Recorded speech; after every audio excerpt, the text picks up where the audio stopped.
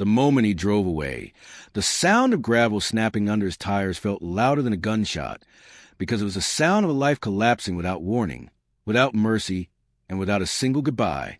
In that frozen second, a young mother and her 2 children stood alone on the edge of the woods, holding plastic bags with everything they owned, staring at the dust he left behind, realizing that the man they trusted had chosen to erase them from his life.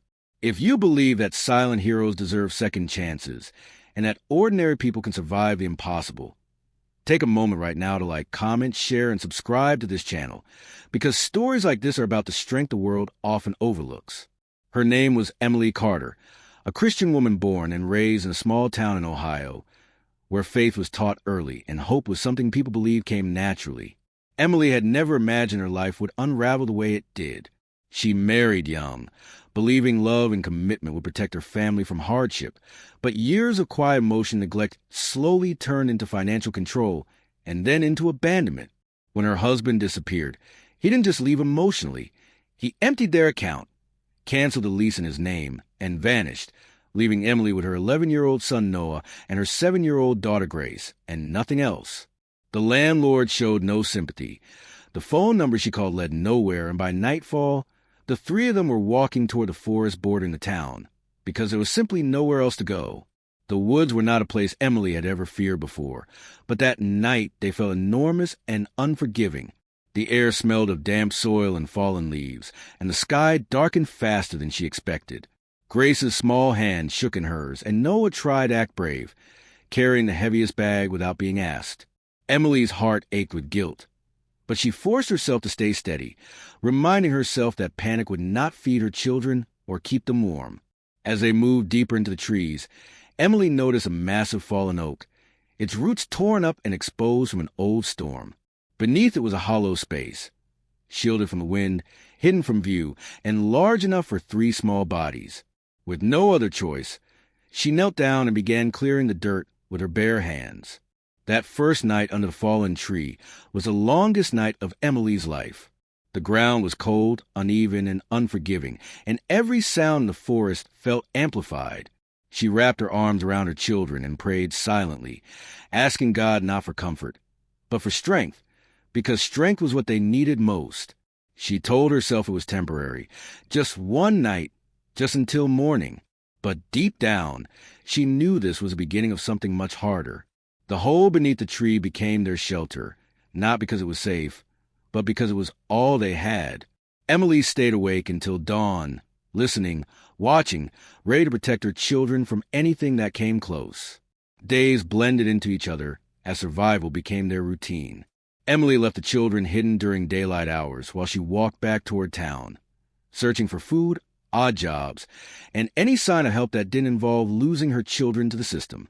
She cleaned behind grocery stores for discarded bread, collected cans along the highway, and accepted small cash jobs from people who never asked questions.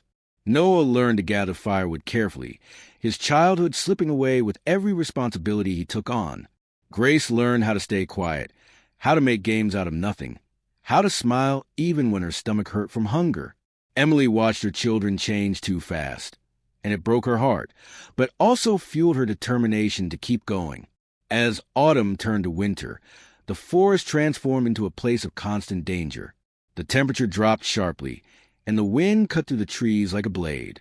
Emily used cardboard, leaves, and scraps of plastic to insulate the hole under the tree, turning it into something that almost felt like a home. She taught her children Bible verses from memory at night, reminding them that even when everything is taken away, faith cannot be stolen. There were nights she cried silently while they slept, terrified that the cold would win, terrified that she was not enough.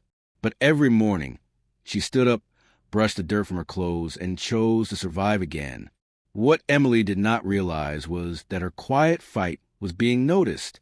A man named Daniel Brooks, a middle-aged church volunteer and former construction worker, often walked the forest trails as part of a local cleanup effort. He noticed signs that didn't belong, small footprints, neatly stacked firewood, and smoke rising briefly before disappearing. Instead of assuming the worst, Daniel paid attention. He recognized the signs of people trying not to be seen, not criminals, but survivors. One afternoon, As Emily returned from town, Daniel approached carefully, keeping his distance, making it clear he meant no harm. Fear surged through her, but exhaustion kept her from running.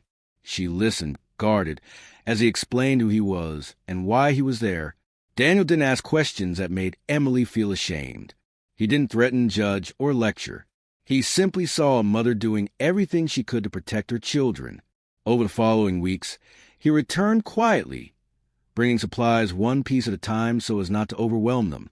Blankets, insulation, canned food, and eventually proper winter gear. He helped reinforce the shelter, sealing gaps, raising the ground slightly to keep it dry, turning the hole under the fallen tree into a space that could survive the worst nights. Emily cried for the first time in front of someone else, not from weakness, but from relief at finally being seen. With Daniel's help, small changes began to happen. He connected Emily with church resources that prioritized keeping families together. He helped her navigate systems she had been too afraid to face alone. Emily found nighttime work cleaning offices, leaving the children with Daniel's wife, who offered kindness without pity. The shelter in the woods slowly became less of a necessity and more of a reminder of how far they had come. Even as their situation improved, Emily returned to the tree often, grounding herself in the memory of where they started and how they survived. Spring arrived quietly, melting the snow and revealing the forest floor again. Emily and her children moved into a small, modest apartment provided through a transitional housing program. It wasn't perfect, but it was warm, safe, and theirs. Noah returned to school full-time, struggling at first but determined. Grace laughed louder than she had in months, filling the small rooms with life. Emily stood at the window many nights, watching the lights of their new neighborhood, overwhelmed by gratitude and disbelief. She never forgot the nights under the fallen tree, because they had shaped her into someone stronger than she ever imagined she could be. Years later, Emily would tell her children that their real home was not built from walls or money, but from love, faith, and a refusal to give up when everything was lost. The man who left them was no longer the center of their story. Survival was, growth was, and the quiet heroes who helped without expecting anything in return were proof that even in the darkest moments, light can still find its way in.